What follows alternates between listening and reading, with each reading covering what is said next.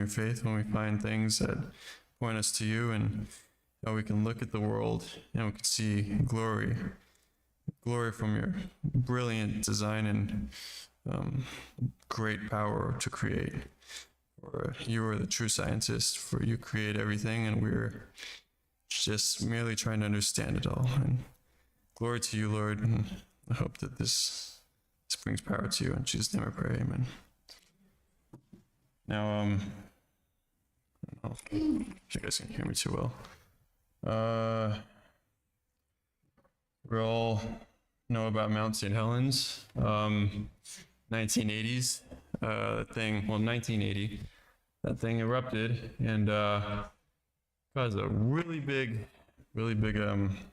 explosion. That thing probably looked like doomsday. I don't know, I wasn't there, but I imagine from what I see that it looked pretty bad. I kind of wish I could have seen, but then again, I don't. Yeah, there's a couple photos of it. When this thing blew, it gave scientists the ability to go and research it. So, evolutionists have radiocarbon dating as the foundation of their religion, I would say, and they use this dating method called radiometric dating to date how old the Earth is. And I've done some research on what they've studied, and it seems to me that people take at face value what the scientists have to say. So they say the Earth is millions of years old, but God says that it's not. And so the Earth is older, and they come from a position of power to say, oh, we know better.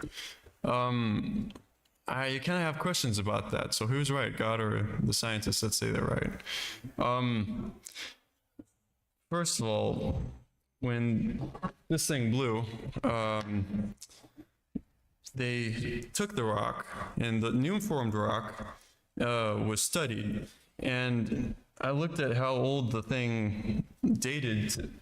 Where is it? Lost connection. Is it working up there? Something happened. Are you still connected? Is your plug-in still plugged in? It went off when it was plugged in. So it's not working for some reason. It says it's in, but it's not working. Anyways, this was the date they got.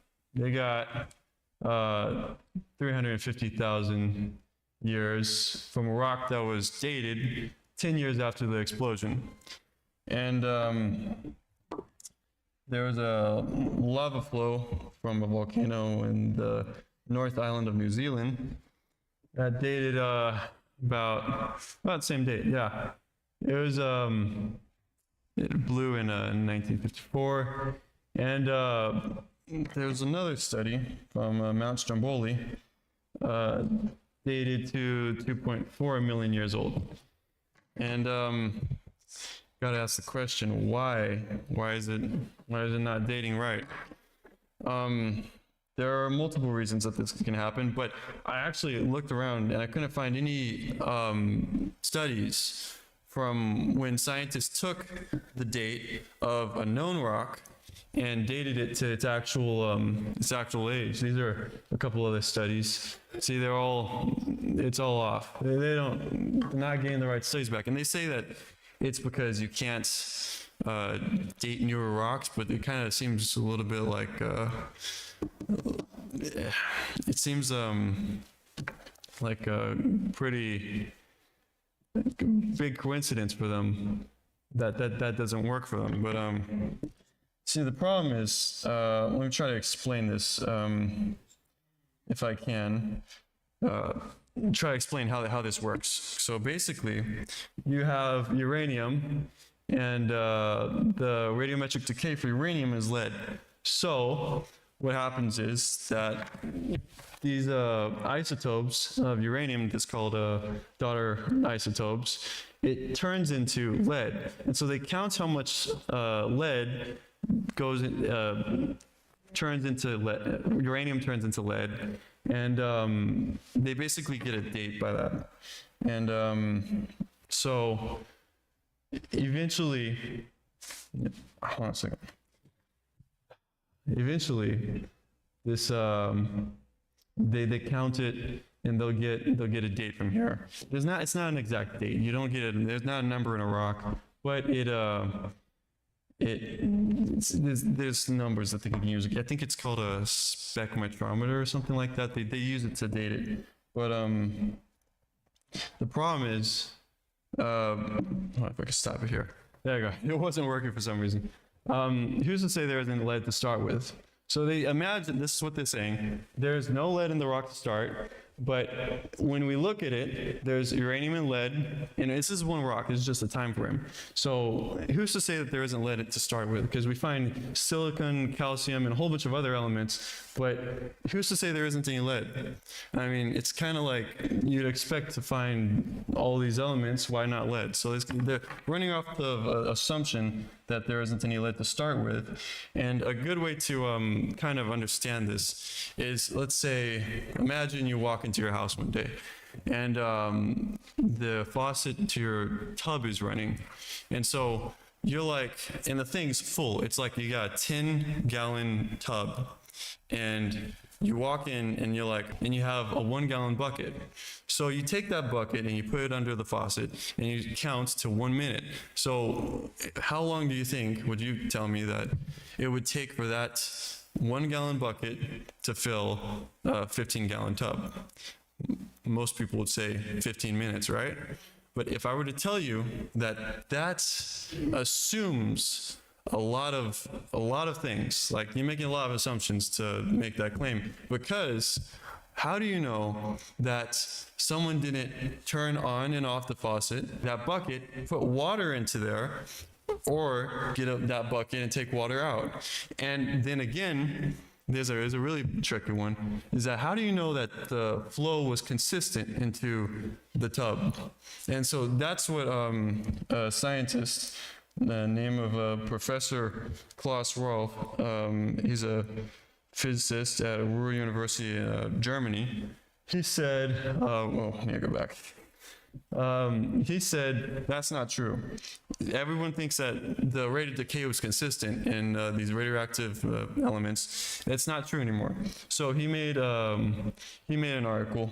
It's called Half-Life Heresy, and basically he's saying that if you were to get a radioactive element, and you were to encapsulate it into metal, it would shorten the life of that decay. And if you were to make it super cold, I mean really cold, you could just about get rid of it. You could dispose of radioactive elements really quick. And so this is what everyone thinks, that the half-life, they're counting this decay by the half-life of it, and everyone thinks it's consistent.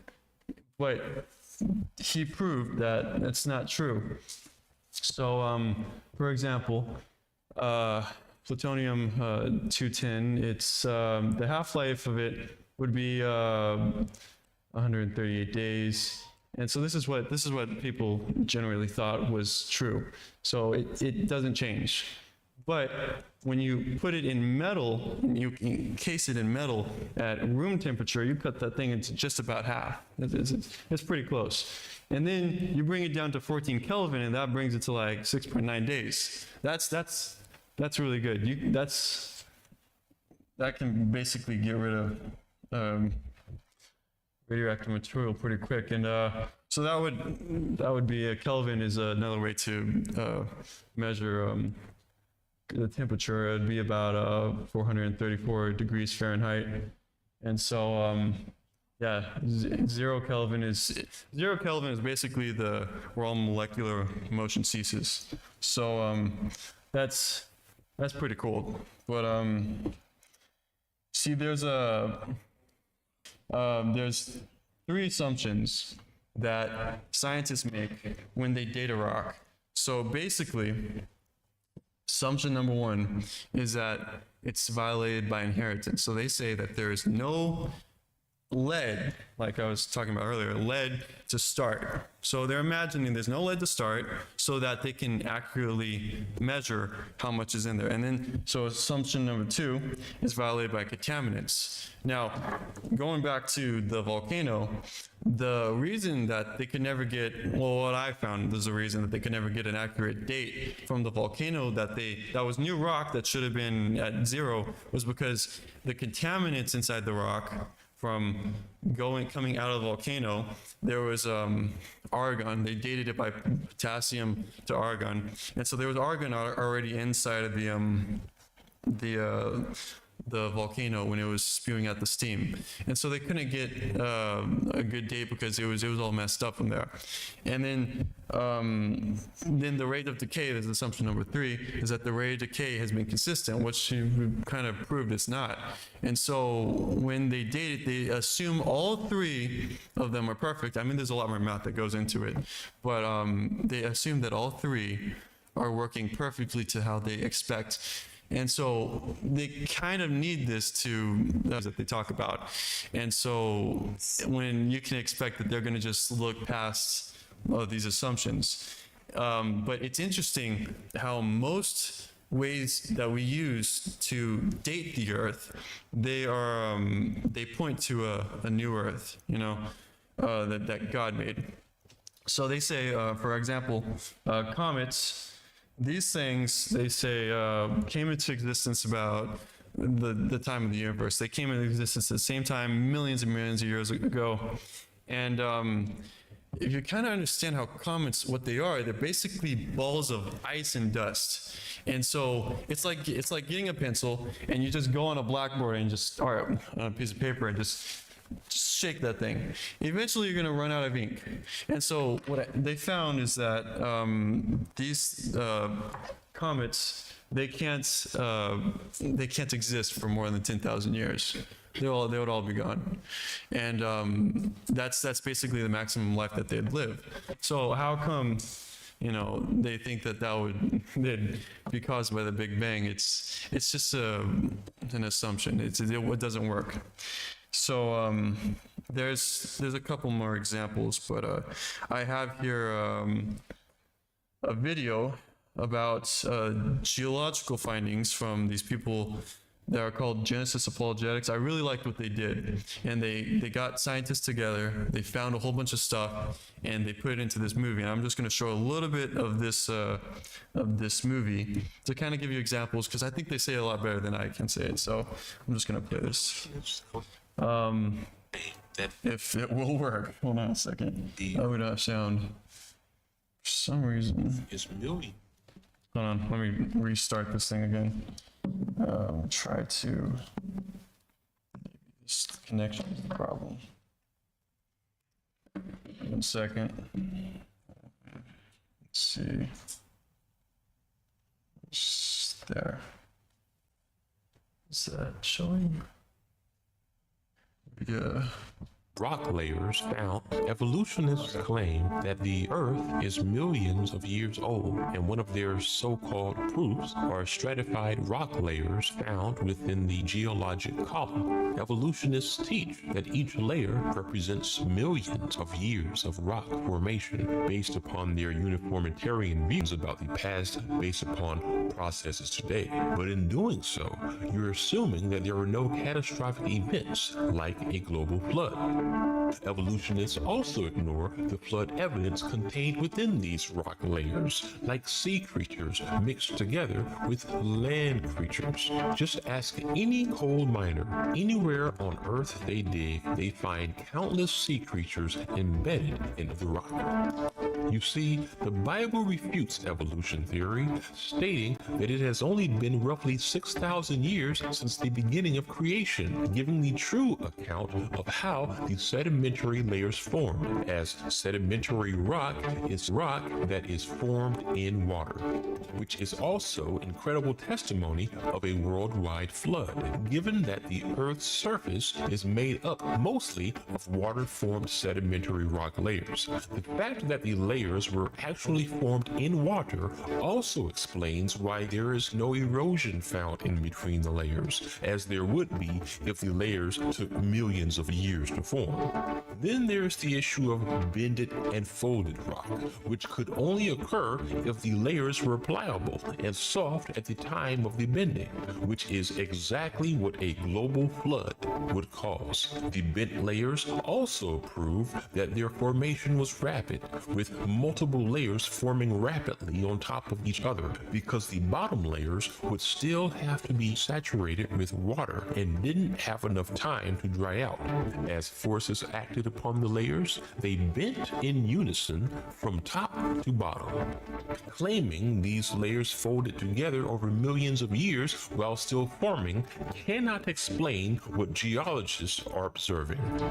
Only underwater rapid burial could explain these phenomena, remembering that sedimentary rock layers, of which these are formed in water in the first place.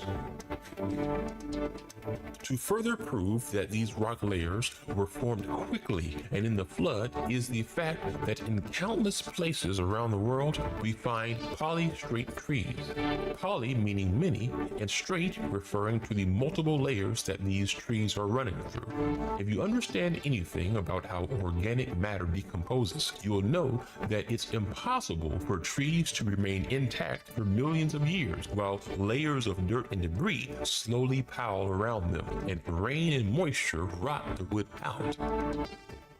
Instead, what the evidence shows is that trees were swept up in the flood and carried off, and as they became more waterlogged, they sank.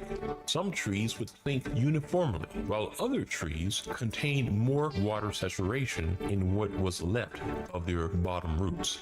These trees would be bottom heavy and float down to the floor but rest upright. Tsunami waves would carry in sediments that would bury the trees quickly in multiple layers. In fact, geologists discovered that the same sand from the eastern side of America had been carried in tsunami waves all the way to the west side of the continent. This explains how the rock layers contain fossils of sea creatures mixed in with land plants, and it also explains why the trees are missing their root systems, and most importantly, why the trees are found running straight through multiple rock layers that evolutionists are claiming are millions of years old. Let's also not forget that some of these layers are the size of continents, indicating that these trees and rocks were laid down in a single and catastrophic event, and not local floods at different times. Today, we assume that fossils are a normal part of the cycle of life, since we see so many of them all over the world. Yet fossilization is not what we observe at all when something dies today. Thankfully, dead matter does not fossilize today under normal conditions, but instead, God made dead matter to break down and return to the earth. The fact that we see so many fossils indicates that there was a worldwide event that caused mass fossilization of all life on earth at one point in time. Think about it. If the earth today is covered 71% in water, sedimentary rock layers made up most of the rock on earth. Inside those rock layers are sea creatures mixed in with land creatures. Some of these sedimentary layers span entire continents, meaning they were formed all together in one event. Multiple layers are bent and folded together, proving rapid burial events created them. We find trees spanning through multiple layers of rock, and all over the globe we find massive areas of erosion, such as great canyons carved out. It is obvious that God left all of this evidence behind as a testimony to the biblical flood. Sadly, the atheists come up with all sorts of excuses and explanations for this, but they just won't take the fact that God placed all this stuff here for us to find and to prove him. Those polystrate trees, I'm going to share a video of explanation of how they occurred, because I like it, how it was. When they sink vertically. If a tsunami wave comes, and there was a lot of tsunami waves during the flood, and brings in sediment, when the tsunami wave loses power, the sediment in the wave settles into a flat layer at the bottom. Maybe a week later or a day later, another tsunami wave comes in from a different direction. When the tsunami wave loses its power, the sediment begins to fall, and now it forms a second layer on top of the first, amongst this vertical tree that hasn't fossilized yet. Now, if that tree could be buried with 30 feet of sediment in just, say, a week, you could easily accumulate the entire Grand Canyon stacked layers in a year's time. It is the explanation that defeats the evolution time, and it actually defeats the theory of evolution. This is a single most important geological fact, and nobody seems to teach us in college or in the evolution world. Now, keep in mind what he's talking about is big tsunami waves coming over the whole Earth and stirring up layers of sediment, bringing it from other places, covering on top of each other. And so, over the span about a year or so, or there's these waves, or I'm not sure how long, but eventually the amount of earthquakes and of the Earth is going to cause these layers to form, and the earth happening or bringing big waves. So keep that in mind for later, because I have a theory on that. But basically, a lot of earthquakes make tsunamis, big waves, covering layers of sediment, and so that's what we see today. And thing we frequently observe is that the fossils have been exquisitely preserved. What do I mean by that? Well, we find all the details preserved in place. For example, fish about to swallow another fish, and it's been buried. That tells you it had to be very rapid to preserve those details. Another example, we've got ichthyosaurs, which are marine reptiles, some of these up to 6 feet long, and they've been buried in the process of giving birth to a baby. Another case of 10, 12 foot long fish with an undigested fish in its stomach. The details of wings of wasps. The wings are open, and the legs are in the flight position. What can we think about? They were flying, and those insects are trying to escape. They're trying to go somewhere, but they just got trapped with all the sediments of the waters of the flood, and that's why we can study them. All these details require extremely rapid burial. It fits exactly with what the Bible says. It's consistent. The destruction of the flood was rapid, sudden, catastrophic on a global scale, preserving these creatures sometimes in life positions, caught in the action of doing something, and the details exquisitely preserved. That's consistent with the biblical record of the flood. And so, hold on a second, let me just make sure. Okay, basically, we have fossils. 95% of fossils are all shallow marine organisms. And it really shows, because all over the globe, doesn't matter what continent you go on, no matter how deep or wherever you're at on the Earth, you'll find sea life everywhere, and that's most of the fossils that we find today. So it's interesting how even the only fossil that I've ever been able to find is these seashells in the rock, and so it's kind of like, yeah, they're pretty much everywhere. How'd they get there? If there's a continent here and there never was a huge flood, how did the sea life get onto this part of the continent? So like in the middle of it. So it just doesn't make sense with what the evolutionists are trying to say. But here's something really interesting that I've known for actually a while. I've always loved dinosaurs, so I've been looking into it.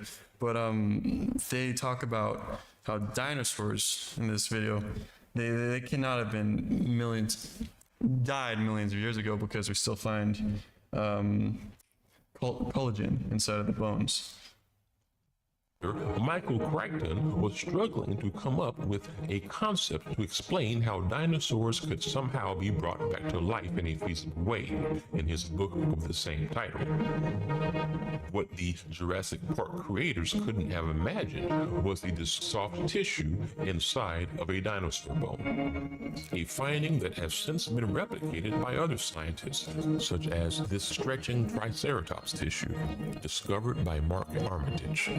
These discoveries shocked the entire paleontological community and would likely have rewritten the original Jurassic Park film had they known this was possible at the time. In fact, scientists have run into major challenges when attempting to publish these findings because of the wholesale rejection that dinosaur soft tissue could even still exist. The consensus at the time agreed that it was completely impossible because everyone held to the widespread belief that the bones were millions of years old, which would require that all of their biomaterial had long since fossilized. There was simply no way that these dinosaur bones contained biomaterial like blood vessels and proteins such as collagen. In fact, of these 16 types of bioorganic materials that have since been discovered inside dinosaur bones, collagen by itself ends the debate on these bones being millions of years old, as the maximum age of collagen is as low as 10,000 years by some estimates and as high as 900,000 years by others, with 100,000 years being the generally agreed upon maximum age. To put this into perspective, if each of these tiny bars represents a period of 100,000 years, then only one of these bars represents the maximum age collagen could survive over time. If we zoom out to the time span of 100 million years, then we can see that the lifespan of collagen is 1,000 times shorter than the general age evolutionists claim dinosaur bones are.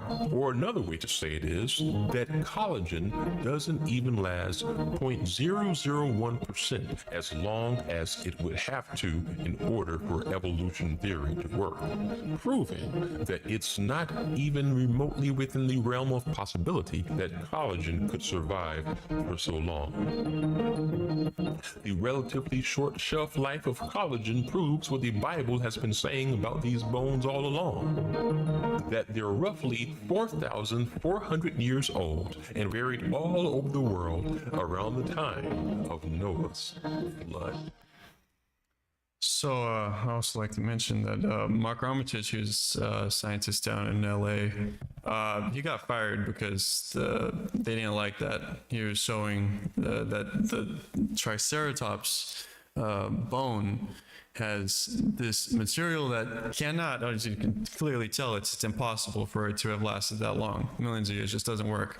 And so when he went to show this, he got fired because he believes in the Bible. So sadly, that's just how it is. I think the devil's in control of most of the world, so it's kind of hard for Christians to get their foot in the door, but it's the reality we live in. So, but also, here's another video. They wrap it up pretty good. They sum it up. It's so better than I can. So 1980s, secular scientists began to theorize that it was an asteroid that crashed into the Earth and wiped out nearly all of life on its surface.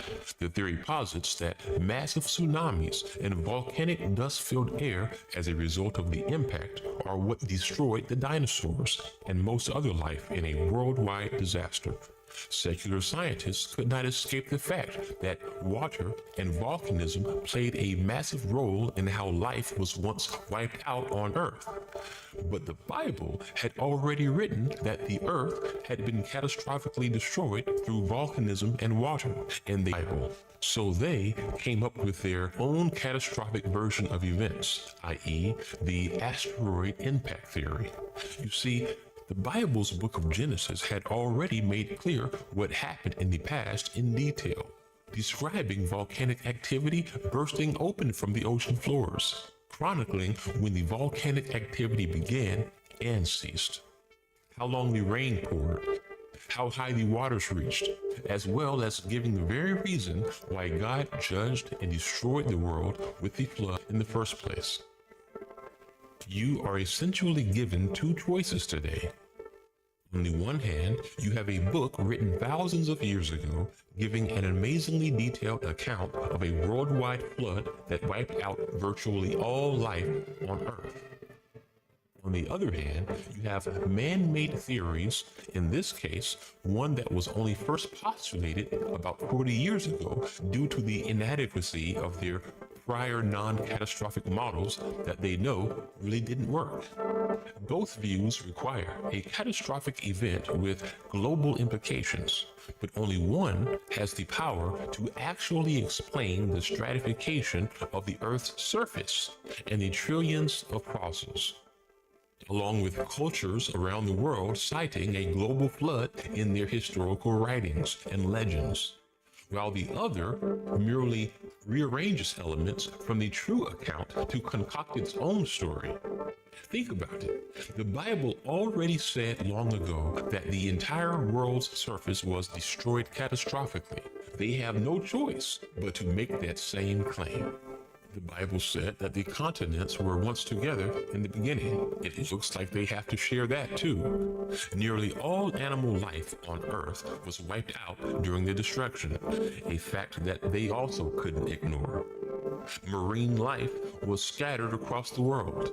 The Bible says the waters went above the highest mountains. Secular scientists formulated their own theories as to how to explain the marine fossils away. The Earth's original environment was permanently destroyed.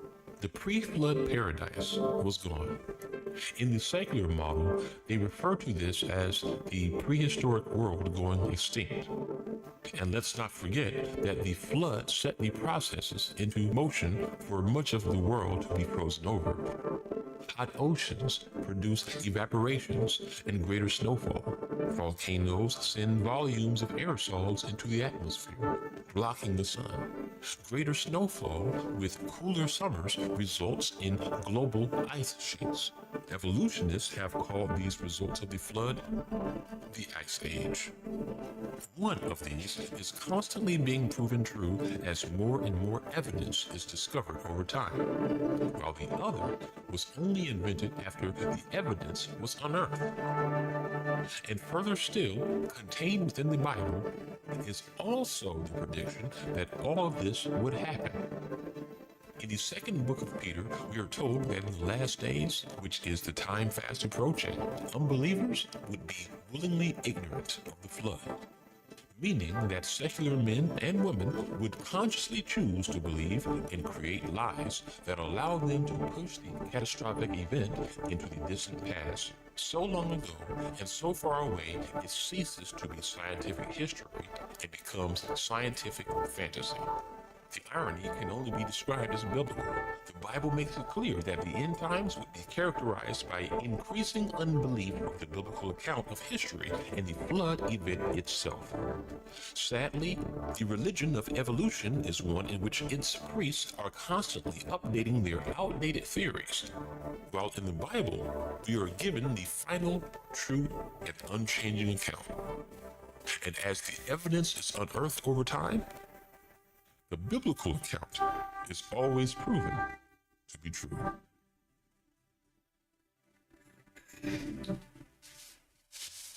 Also wanted to mention, I guess that's the end of the video. Diamonds. Diamonds we have found in diamonds carbon-14. And carbon-14 should not be in diamonds because the half-life is like a couple thousand years, and it shouldn't be there. And also, there's been in zirconian silicates, this group called the Rate Project. They drilled down like 3 miles, I believe, down to the earth, pulled out granite, and inside the black part of granite, there are these little microscopic crystals. And evolutionists say that they found a crystal that's like 4 billion years old, and so they're pretty proud of that. But also what they found, what the Ray Project found, they found lots of helium.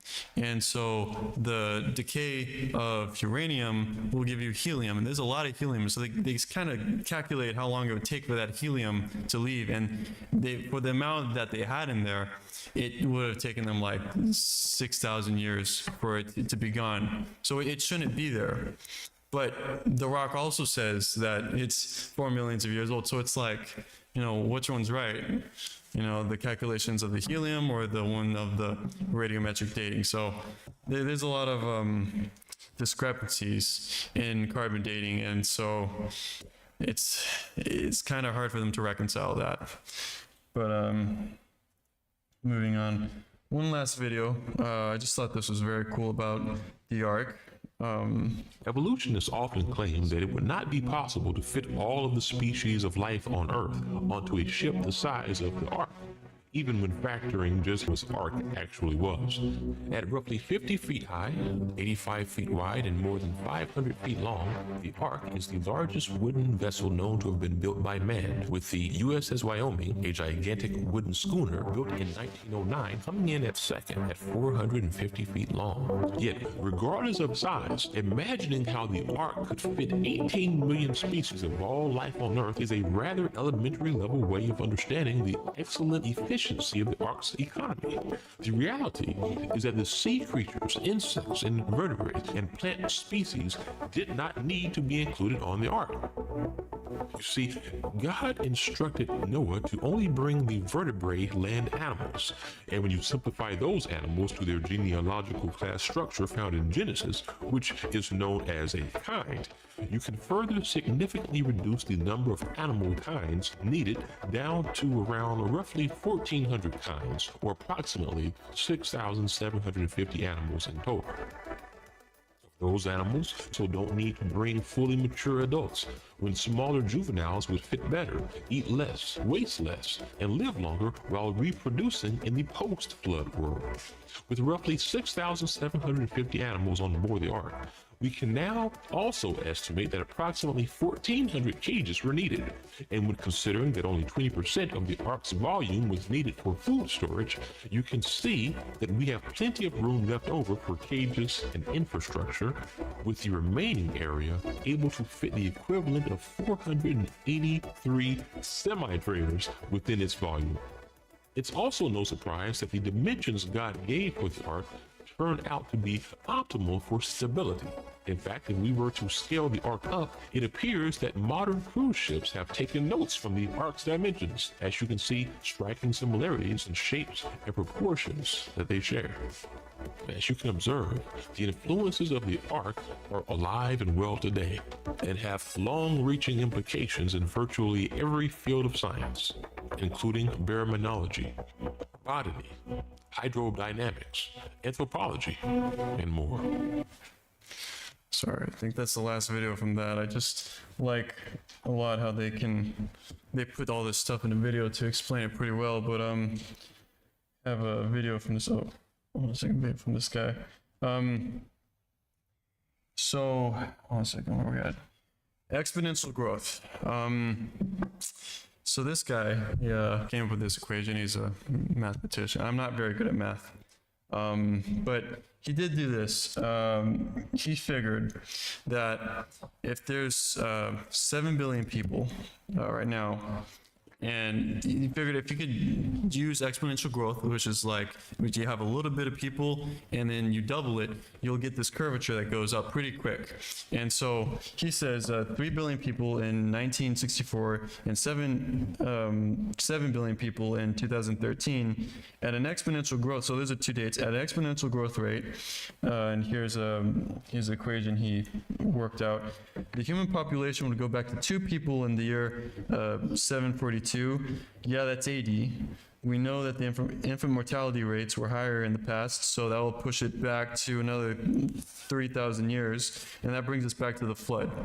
And evolutionists don't like this because they believe that we've been around for like 100,000 years or more or less. But here's this video on it. He explains it very well. Something that's reproducing, whether it's bacteria, plants, or human beings, the number of offspring tends to be proportional to the number of progenitors, the number of parents. So if you have 2 people and they have 2 kids, you have a total of 4 now. But if you had 200 people and each of them, is a couple, and they have 2 kids each, you have a much larger number in the offspring. And whenever that happens, whenever you have that situation where the increase is proportional to the number, That's called a first-order linear differential equation. And the solution to that is an exponential formula. It's basically y equals a times e to the power of RT, where a is some constant, r is some constant to be determined, t is the time, and e is that number that I mentioned earlier, Euler's constant, which is 2.718 whatever. It's an irrational number. It goes on forever in its decimal expansion. And all you have to do, whenever you have that exponential growth, to figure out the other two numbers, to figure out the a and the r, the a is kind of relates to the initial number, and then r is kind of the growth rate. To figure those out, all you need is two data points. So you need to know, in this example, you need to know the population today, and you need to know the population at some other time. And I used Bill Nye's numbers, and I solved it, and it turns out that if you run that equation backwards to the year 742, then that goes back to 2 people at that point. Now, of course, human beings have been around a little longer than that, although not a whole lot longer than that. But and that's because things like the infant mortality rate was greater in the past, and so people do live longer today than they did during, for example, the Middle Ages. And so if you compensate for that, you can get it back to about 4,500 years ago. Why 4,500 years ago rather than 6,000? Because the flood was 4,500 years ago and people had to start over at that point. But the interesting thing about an exponential growth like that, where it's y equals a times e to some power, is it gets really big really fast. And so if you push the date of human beings much back beyond the biblical date, the numbers for how many people there should be on Earth today are absurd. Now, Bill Nye was using the number 30,000 years for humanity, and I was going to give you the number, but I put it in my calculator. It's more than a calculator can handle. Just put it that way. And which means it's more than the number of atoms in the universe. So if human beings had been around for 30,000 years, there would be more of them today than there are atoms in the universe, because that's a number my calculator will hold. So I don't know how much greater, because it exploded when I tried to put it in, but exponential growths are like that. And granted, people say, yes, but the birth rate was less in the past. I understand that, but unless it's pretty much exactly zero, exponential growth gets very big, very fast. And so that really limits the age of the Earth to much less than the secularists would like to believe. You certainly can't get millions of years out of humanity, let alone 30,000. We go back a few thousand years, and that's all. So Bill Nye was saying that humans from the ape evolved. Once they evolved to the human, there was like the span of 30,000 years. So they're trying to stretch it out. But as you can kind of tell, because of people kind of were having a hard time having babies and then dying a lot more in the past, it goes back to the biblical date. But yeah, 30,000 years just can't work, and that's the problem you get when you try to expand to make up for their unreasonable assumptions that we came from apes. But here's another video that's kind of explained it. I applied that to a biblical idea where this is the flood, this is today. And starting from those 6 people, all you have to do is double the number of people every 156 years, and you arrive at 7 billion people after 4,500. And so here's some simple math that we can kind of do, but that's definitely more reasonable to say. Doubling, people were doubling every 156 years instead of. I think people double, like the population doubles every 6 years because it's not as much people are dying, but or I think the amount of people makes up for it.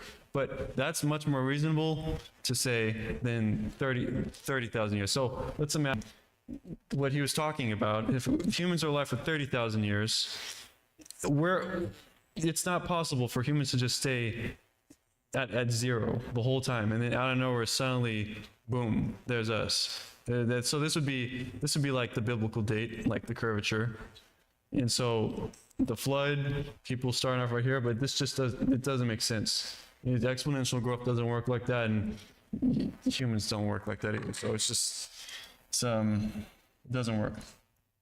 But yeah, on top of it, I think so they think that the 8 people are around like at somewhere at this time, but if that were so, all that time there should be 8 billion bones. So where are they? They're not found. And I wanted to go over the creativity of evolutionists, because they tend to do broken bones, and they'll get these artists to come and they get clay, and then like they'll put it together and make an ape-looking skull. But I didn't have much time to put that into the talk today. But moving on. So in 1984, a man named Ron White. He was flying over the Red Sea, and he was flying over. I think I need to play the video. Hold on a second. Hold on a second. Lost track here. Okay, I'll fix it. So this is Merneptah steel. This is one of the only Egyptian artifacts that I could find that mentioned Israel, and so possibly it's referring to the Israelites in Egypt during the Exodus. So Ron White, he came up with this idea kind of how the Israelites came from Goshen and went down to the Red Sea and crossed in Mount Sinai. And then I'll explain this later. So he found the Aqaba finger and at the Red Sea, and he was flying over and he saw this little piece of land. He was like, okay, hold on a second, that looks like a good spot to hold people. So he checks it out, and yeah, so it's a pretty big beach. It can hold 2 million people there, and there's it's kind of stuck here. There's not really much places for them to go. So he imagines that they came through this area, and so I've always loved the Ten Commandments. I always wondered, because the movie gets a lot of it right, but some stuff is embellished a little bit. But I always loved the Ten Commandments. This is my favorite Bible story, and I always kind of wondered, how come when I watched the movie, I'm like, how come when the pillar of fire came down, why didn't the Pharaoh just go around it? And I always wonder, why didn't God make a wall? Why does he say that there's a pillar of fire? And so when I look at this to the Aqaba finger, I see this little road right here, and it looks big enough for everyone to cross. But I think to myself, okay, when the Bible says pillar of fire, if the pillar was like this, or it was like this, it's still covering up that whole section right there. And that's blocking off the Pharaoh. And so it explains it very well to why that would be there. And so I always wonder, I'm like, okay, that kind of didn't make sense to me, but now this kind of makes sense. You know, it kind of fits. So I never really thought about that, but it fit with the Bible. As you can see, there's a closer view of it. All on top of it, on White found that there's a deep end on both sides, and there's a land bridge right across this middle part. And so they kind of assumed that they probably would have went in the direction like this. But this, I mean, it's all kind of starting to line up. And yeah, he found in that water, he found chariot wheels. And it's interesting, this gold chariot wheel veneer, it says the wood inside would have rotted away and it would make them too fragile for them to pick it up. So it's still at the bottom of the sea right now. But there's some pictures of the wheels. Chariots were known to use metal hubs in the center of the wheels. Using metal detectors, divers have found metal in the raised hubs that are now covered in coral. Here we see another wheel suspended on its axle, standing at attention. It has 6 spokes and a raised center hub. Ron Wyatt made many dives here and located many artifacts. The premier find here at the crossing site is this gold veneer that was left behind from a 4-spoke chariot wheel.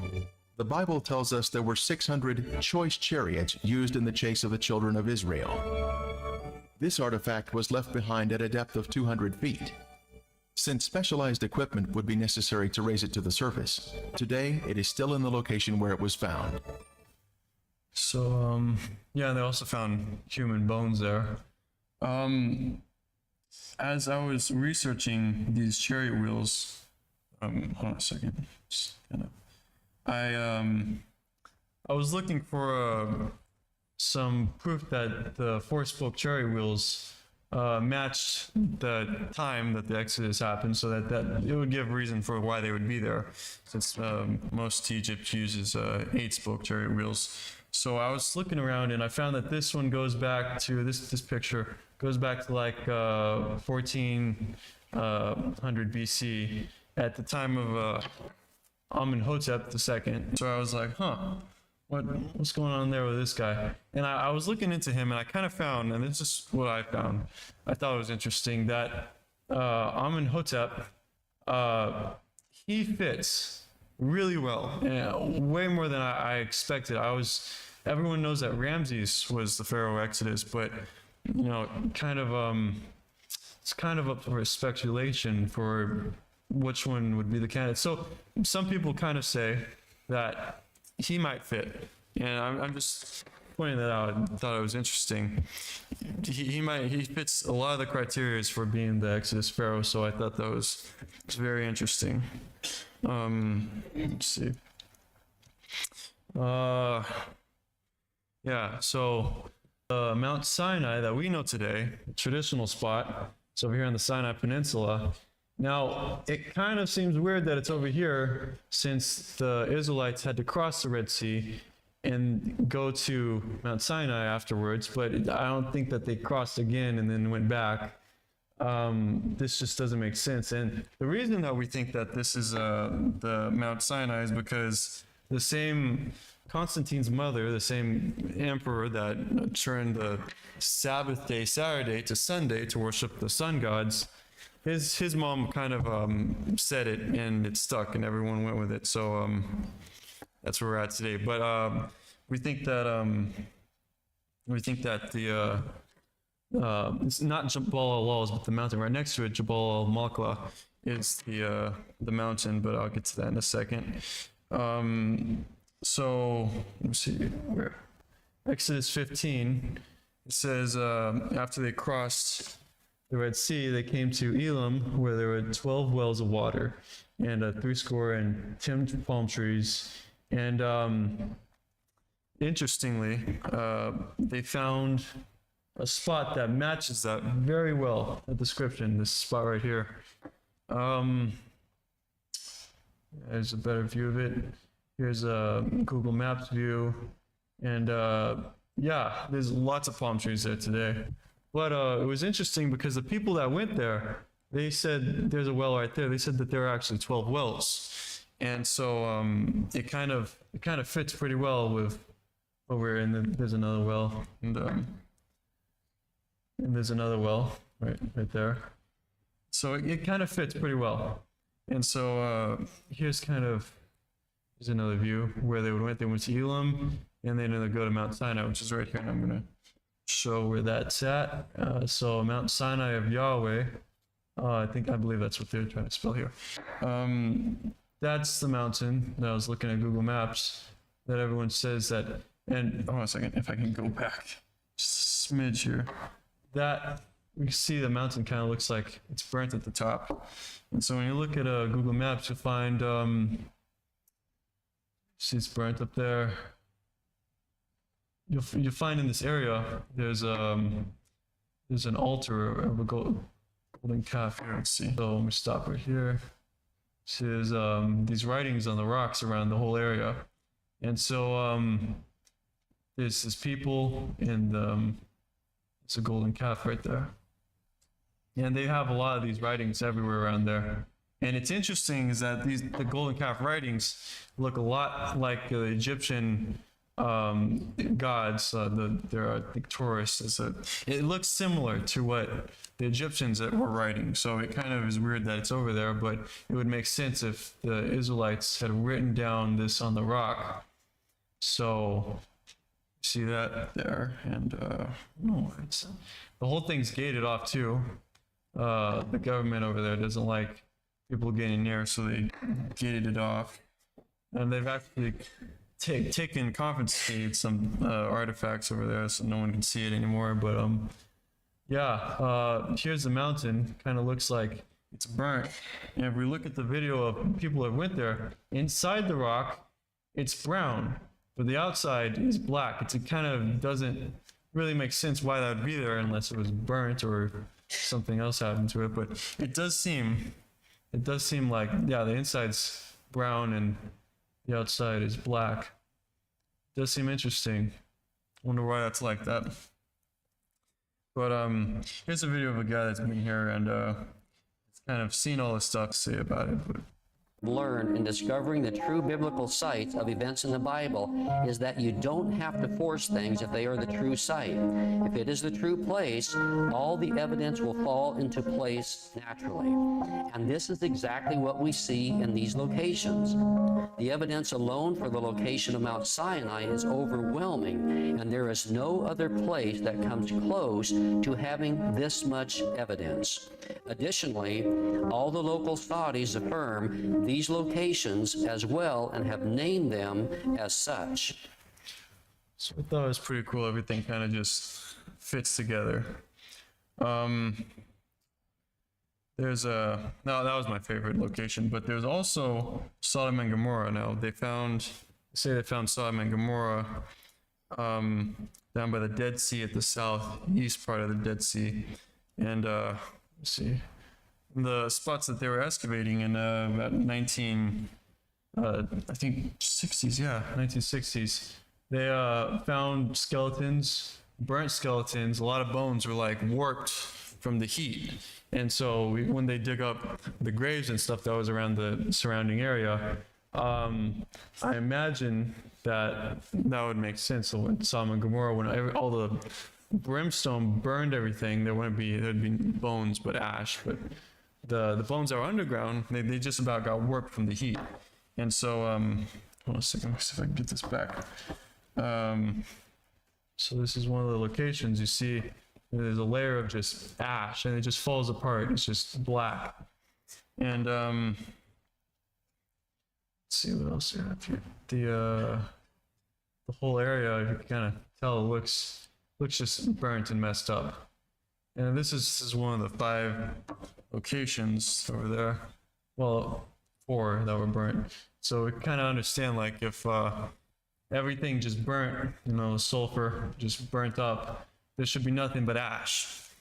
And it's interesting that when they went to this place, they found that hold on a second, let me go back a little. Yeah, that the sulfur should burn. It should all be just black. There should be nothing there. But we find that there are these sulfur balls inside. Let me see if I can get this right. To the same spot that I was at. Find sulfur balls not at the spot where it burnt, but you find sulfur balls in between this layer of where the Dead Sea used to be and where the Dead Sea is now. And so you have this ravine of this middle ground, and within the dirt you'll find these sulfur balls that are just about pure sulfur. And so it's all only in the layer. And so we can expect, if the water was there before, then the sulfur balls would have been extinguished, and you could find them in this water, in this dirt area where there used to be water, but you won't find them where it's burnt, because why would they be there? Because it should all be ash. So they've kind of, it would all just, these are the sulfur balls they find. You light them on fire, they're just going to burn. And these things are really hot. They're actually in the Bible, there are 5 cities of the plain. And since 1924, 5 early bronze sites have been found southeast and south of the Dead Sea. Babadra identified as Sodom, Numera as Gomorrah, Safi as Zoar, Haifa as Admah, and Khanazir as Zeboim. The Bible and the archaeology agree. Only the city of Zoar survived. All the others were burned and abandoned. So it's right in the middle. What's interesting is that it says that Lot ran to Zoar, and so Sodom and Gomorrah, and then Zoar was in the middle. Wait, hold a second. Yeah, it would have been in the middle right there, and then the 2 other cities that burned. But if we're looking at this, there would have been fire along the whole plains, and it says in Genesis 19, verse 28, Abraham, and he looked down toward Sodom and Gomorrah and toward all the land of the plain, which would be all of it, and behold, and lo, the smoke of the country went up as the smoke of a furnace. And so the idea is that this whole area was burnt. And so this is why you find lots of sulfur balls all around this whole section. There's just sulfur balls, not in the burnt areas, but in between where there used to be water. So it's just it's kind of interesting what they find there. But there's also here's pictures of the sulfur balls. It's kind of a bad picture, but they're in the dirt right there, and people have went there and found lots of these balls. And it's about like 99% pure sulfur. And notice how it's white instead of yellow. Like yellow sulfur is what we usually find, but this stuff's white, which is incredible. But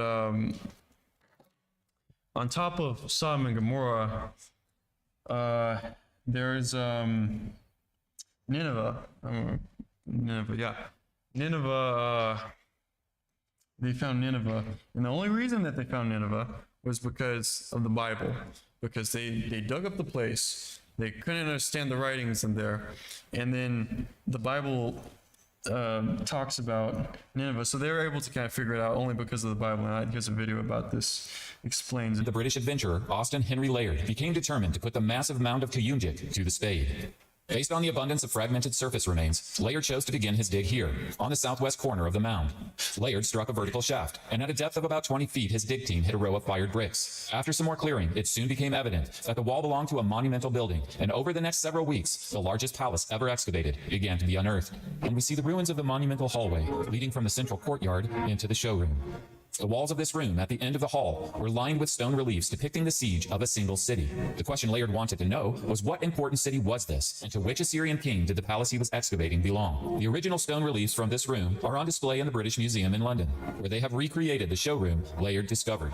On the wall to the right of the showroom's entrance was a stone relief showing an Assyrian king sitting on a throne on top of a hill, watching the battle for the city. Above and to the left of the enthroned king was a short cuneiform inscription that solved the mystery. Since the decipherment of cuneiform was being advanced by scholars, Layard was able to include the translation of the inscription in his book about his excavations, which he published in 1853. It read, Sennacherib, the mighty king, king of the country of Assyria, sitting on the throne of judgment before the city of Lachish. I give permission for its slaughter. So keep in mind that, yes, they found the name Sennacherib engraved in stone, but this would have been meaningless except for the fact that Sennacherib is found in the Bible as the name of the Assyrian king whose capital is Nineveh. 2 Kings 19:36 says, Sennacherib, king of Assyria, returned to Nineveh and stayed there. So now it was known with certainty, with the finding and translation of this inscription and other inscriptions found in this excavation, it was known with certainty that the ruins across the Tigris River from Mosul, this was Nineveh. And the building that Layard was excavating was the palace of Sennacherib, and that this main showroom that off of the main courtyard was pointing to like a telescope was depicting the city of Lachish, the second most important city in the kingdom of Judah. The inscription on the Taylor prism could now also be read, and was an inscription of none other than Sennacherib himself. On it, Sennacherib says, As to Hezekiah the Jew, he did not submit to my yoke. I laid siege to 46 of his strong cities, walled forts, and to the countless small villages in their vicinity, and conquered them. Notice that Hezekiah, the king of Judah in the Bible, is named by Sennacherib. This event is also recorded in the Bible. Isaiah chapter 36 says, In the 14th year of King Hezekiah's reign, Sennacherib, king of Assyria, attacked all the fortified cities of Judah and captured them. So we can kind of see why historians look to the Bible as a historical book, because without the Bible, they would have had no idea what this place was, or what it was, or what happened to it. So they were able to figure out that. Also, this was just really interesting to me. Jerusalem earthquake. So we believe that Jesus died on Anni Domino 33, year 33, and when I look up Jerusalem earthquake evidence within laminated mud of the Dead Sea in Israel. 2,000 years ago, the Dead Sea Basin was shaken by two earthquakes that left two widespread seismic Dead Sea sediment. So I believe I have it in here that these seismites, so a seismite is basically when there's wet sediment, the earthquakes, they shake the rock, and so they leave these formations for us to look at and kind of decipher what happened here. And let's see, this is a big one. Now, going back to earlier, I was saying that the earthquakes cause tsunamis during the flood. Now, let me explain something real quick. An 8.2 earthquake will leave about 11 inches of seismite. So that would look like about maybe something small like that. So that would leave 11 inches, and that's a big earthquake. But look at this one at the bottom here. That's a couple feet. That's a pretty big earthquake. And if you look at that, people don't know what to make of that. You know, scientists don't know what to make of that. We've never seen an earthquake this big. I don't even know what number that would relate to. That's a big earthquake. And so when I say that tsunamis covered all of the continents with layers of sand, I think that the earthquakes that were being caused during the flood were so great, like unlike anything we've ever seen before, to leave these, because that they shouldn't exist. We've never experienced anything like that before. So I thought that was interesting. But going back to where am I at? Kind of lost. Yeah, the NOAA, they say that the earthquake happened at the crucifixion. They have it down in their record book. And let's see, there's a paper about it, but I could have sworn I had another slide in here, but I guess that's it. So yeah, that's the last slide. But as we can see, the Bible, of all the things that we've gone over, geological, or archaeological, paleontological, and historical evidence, the Bible kind of puts everything together perfectly. And so we have these lines where the Bible is pointing to these different fields and lines everywhere. And it's not just a coincidence that happens like that, because we wouldn't see any of this stuff that in the Bible that it shows. It's amazing. And so I look at this photo, and I know this is from like parallels in the Bible and stuff, but I look at this photo and I thought, man, how much stuff in the world do we find that the God has put in the Bible that accurately relates to everything in the earth, to the trees, to the space, to the small little organisms we find, everything God said he made. And God's Bible is truth. And it seems pretty clear to me that this book cannot have been made by man. And people say that there's contradictions in the Bible. And every time that they say that, I say, let's just open it up. You know, read it. Read the whole thing in context and see what it says. And most of the time they're like, oh, okay, I guess it didn't say that. It meant something else, but I thought it meant something. I thought it was saying something else.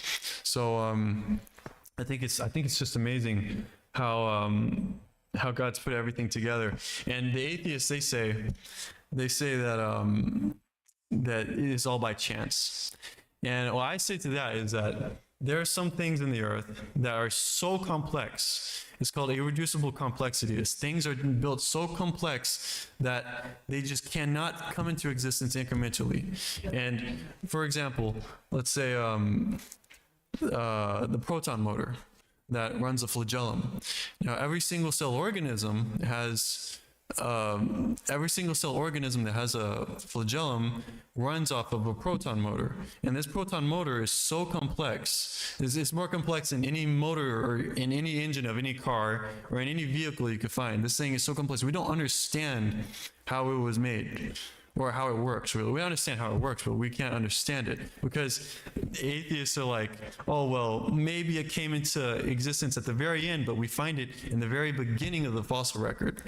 So and they can't explain these discrepancies that they find in these flaws in their religion. It's very complex, the earth. You can zoom out to the 10th power to space, and you'll find complexity that has to be perfect for it to work. And then you can zoom in a microscopic level to the 10th power, and you'll find complexity there too.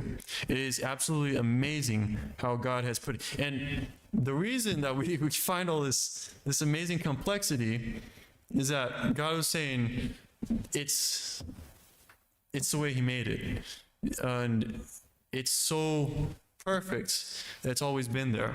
Now, I think that science is being held back by evolutionists. This is why most Darwinians get it wrong, is that they're looking at the earth from a bottom-up perspective. They're thinking that we started at the bottom in the mud, and then we came up to find all this stuff. Well, for example, math.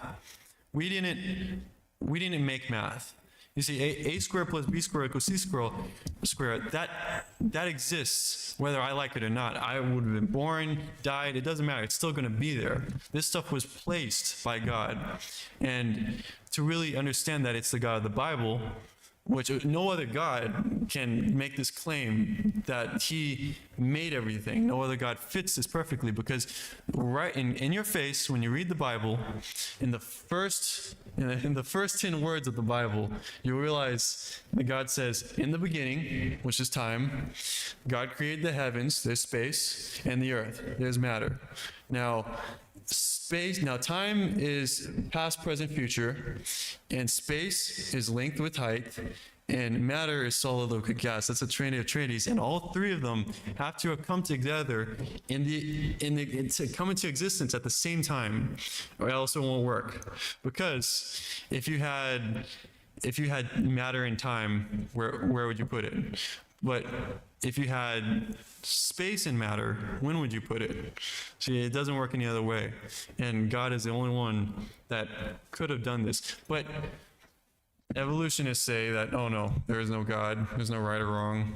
And that's a very bad path. Because when you take God out of the equation, you'll go down a bad road. You gotta understand, God is good, truth, and life. And anything outside of God, when you deviate pull away, or go outside of it, you'll get lies, death, and evil. So that's outside of it, and we understand that by we can kind of look at the world and see what happens. And when you say there is no God, then there should be no morality. So it opens the door to Satan and people like Hitler and rape and evil and killing and murder. Because if there's no God, then we don't have any value. We're just a freak accident. And a good example to describe this problem that we have in the world is Jeffrey Dahmer. We all sadly know who this guy is. He made a statement once: if a person does not think that there is a God to be accountable to, then what's the point of trying to modify your behaviors to keep within acceptable ranges? That's how I thought anyways. I always believed the theory of evolution as truth, that we all just came from the slime, and when we die, that's it. There's nothing. And so you can see how this mentality can bring people to do terrible things, because you're taking God out of the equation. And what happens when you take God out of the equation? Lies, evolution, hate, evil, and death. And it's very sad to see this, but it's kind of where we live, and people are confused. And if people would just kind of say, we need a God, we need truth in our lives, we wouldn't have stuff like this happen as much. But going back to this picture gets me. I just think about the odds of this happening, the odds of the Bible being right, this much. I think, I hear evolutionists, they say that the calculations that they've made, they're sitting in their desk one day and they say, okay, I'm going to look up the calculations to how many times the Bible could possibly be right. I mean, if this was a book written by some crazy man, then it shouldn't be right. But the amount of stuff that we find is, I can't remember what the number was, but it was something to, it's impossible. It's something close to infinity. It's impossible. So as I wrap up that, I just want you guys to think about in your life how many times God relates to everything. I mean everything, really. So Anyways, let me finish with prayer.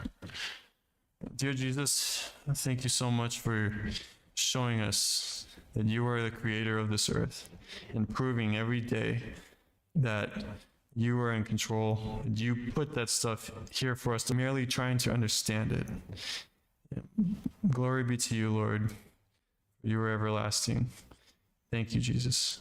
In your name we pray. Amen. All right. Thanks for your time, guys. Thank you.